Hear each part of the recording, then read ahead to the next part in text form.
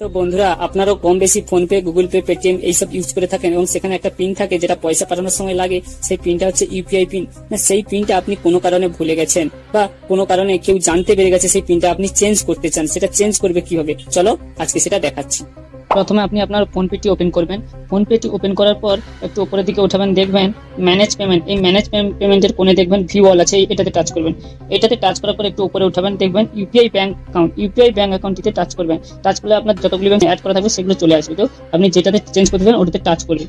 Touch করলে এখানে reset আছে, চেঞ্জ আছে। আপনি যদি পিনটি ভুলে যান তাহলে রিসেট করবেন, বা আপনি যদি পিনটি চেঞ্জ করতে চান তাহলে চেঞ্জ অপশন দিতে যাবে। আমি রিসেট করে আপনাদেরকে দেখাবো। তো প্রথমে রিসেটে টাচ করবেন। রিসেটে টাচ করার পর আপনি আধার কার্ডের মাধ্যমে করতে চান, ডেবিট কার্ডের মাধ্যমে করতে চান, সেটা সিলেক্ট করে নেবেন। আমি আধার কার্ড দিয়ে দেখাবো আপনাদেরকে। তো আধার কার্ডটা সিলেক্ট করে নিলাম, দিয়ে নিচে যাবেন, নিচের দিকে কন্টিনিউ অপশনে টাচ করবেন। টাচ করলে এখানে আপনার প্রথম 6টি আধার কার্ডের 6টি নাম্বার দিতে বলবে।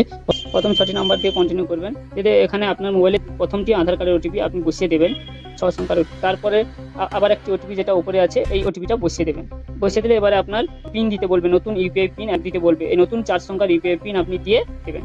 তো বন্ধুরা, ভিডিওটি যদি ভালো লেগে থাকে তাহলে একটা লাইক করুন আর একটি ফলো করে দিন এবং বন্ধুদের সঙ্গে প্রচুর পরিমাণে শেয়ার করুন প্লিজ।